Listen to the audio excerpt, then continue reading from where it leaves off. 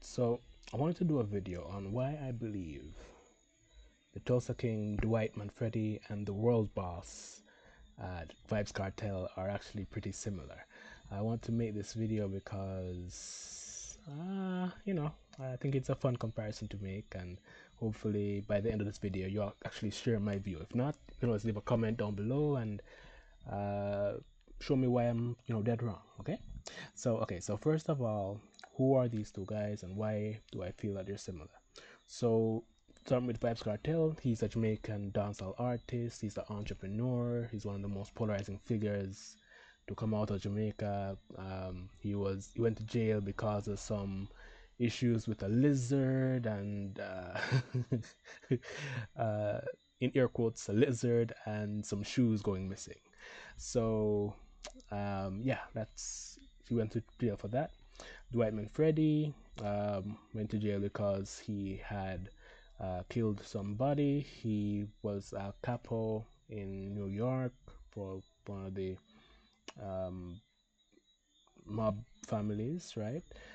His nickname is actually the General because he was so respected and he's a natural born leader, charismatic. Both of them share those traits. They're natural born leaders, both charismatic. They're very polarizing figures also. Anywhere that they go, their energy kind of takes over. People typically will follow them because of how they are naturally natural born leaders. Okay, so let's look at a bit at Tulsa King here to kind of give you like some details on this. So all right, so here's a synopsis from this is IMDb. All right, so they rated an 8 out of 10. It's a series. All right, so let's make that clear. So it follows New York mafia capo Dwight the General Manfredi. He's released from prison after 25 years and exiled by his boss to set up shop in Tulsa, Oklahoma, realizing that his mob family may not have his best interests in mind. Dwight slowly builds his new crew. So he is pretty much released from prison and exiled to Oklahoma, and he has to pretty much start from scratch and build himself up. He builds himself a group of ragtag, uh, you know, uh, ragtag, a group of ragtag allies that walk along with him, and it's a pretty interesting story. And it's one of my favorite series that I've followed up on. So all right, so and in the case of Vybz Kartel, as I mentioned, he's an artist. He's also an entrepreneur. He has his own line of rum. He was so influential. He actually also impacted skincare culture in Jamaica. He also impacted shoes, different type of shoes. Shoes, the shoes type called Clarks. Yeah, he actually built songs around that and took over the space around shoes. So like just like you'd have like somewhere like Jordan, his shoe line Clarks kind of became similar to that for Vybz Kartel after he made like I think it was 3 songs total around clocks. And yeah, so polarizing figure, natural born leader. And the thing about them, so Cartel was supposed to be in jail for 35 years, so it would have been a bit longer than Tulsa King, who actually served 25 years. Um, he was supposed to, yeah, so he served 25 years, but it ended up happening that Cartel was actually released um, because in 2024 March, US UK judge overturned Cartel's conviction, finding it unsafe, and appealing appeal judges in Jamaica decided not to retry Cartel, and he was released from prison in August 2024. So he went to jail November 2023. Well, the trial began November 2023.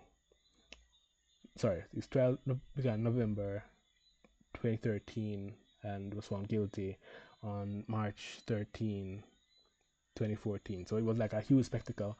The trial, it kind of reminds me of um,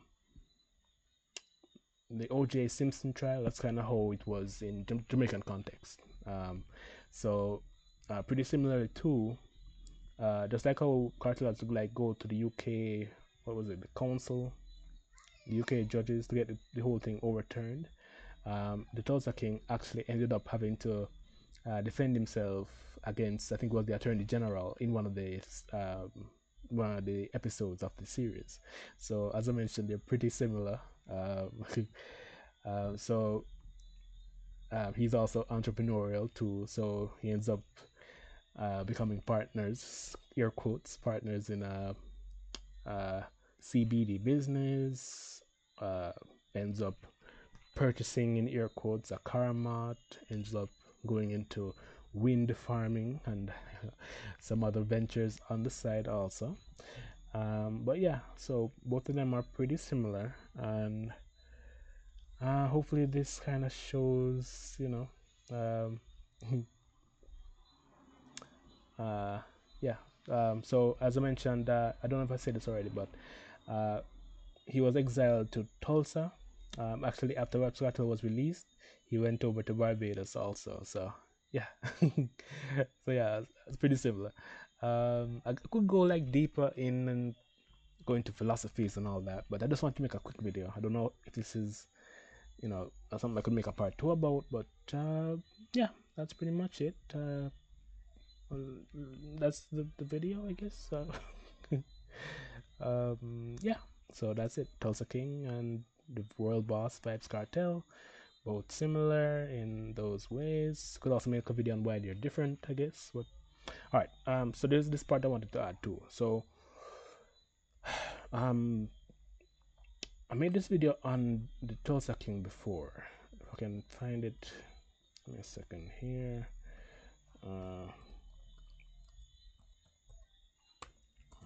So I'm sorry, I want to end the video early here, but all right. So there, I made this video on the Tulsa King actually being a time travel series disguised as a gangster show.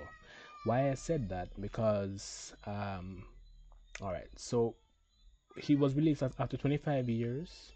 So what that means is everything that he knew, the technology had improved. You know, people had different philosophies around even cash, uh, as in like people no longer use paper money as much, right? People pretty much tap their card and go, or they'll send money through um, maybe Venmo or something else. So he has to pretty much, with his philosophy and everything that he has kind of carried over his life, uh, stuck in jail kind of kept him in a time capsule almost. And a part of what makes him such a good, person, or just a good person, a good character to want to, follow and watch his progression, is he is trying to navigate a new space with um, his old school mentality in a new world, pretty much a whole new world, new technology, a new he's been sent as an outcast, has been, exiled to Oklahoma to set up shop, you know. Um, so all those things help to, pretty much watching him build his whole empire from scratch. And same way now, Vybz Kartel, so I mentioned that he was entrepreneurial. He's actually trying to rebuild himself also in a whole new world now with um, TikTok and other social medias being the new way that you do your marketing and everything. He has a concert coming up. He's been showing aspects of preparing for that concert, and him coming up to speed slowly, using technology and using the new technology. So still feel like I'm yapping a bit, but it's interesting how they're similar to me, at least. Hope this wasn't a waste of a video, but yeah, I could say a lot more also, but maybe I'll make the video more, a bit more coherent. But that's pretty much it. Yeah, so I mean, if you want to see me do something similar, maybe a part two to this, or something similar with two other characters that you may find are similar, because we want to make sure that we have some new interesting content on YouTube. Otherwise, from this, you could always go to my channel and you could go and see the stuff I do. So I have a lot of other kinds of stuff. So it could be like wrestling content, could be I do a lot of tutorials on interesting stuff to do in Jamaica. I do some like day in the life stuff sometime, and how to buy KFC on WhatsApp, a lot of different stuff. Even some acting stuff sometime also, sometimes some Shrek stuff. Yeah, so yeah, if you wanna, go ahead, do this that you see here, subscribe, watch the shorts and the long form videos. Yeah, I've been trying to become a bit more consistent with posting. But yeah, that's pretty much it. I'm done rambling for now. We'll see you in part 2, I guess.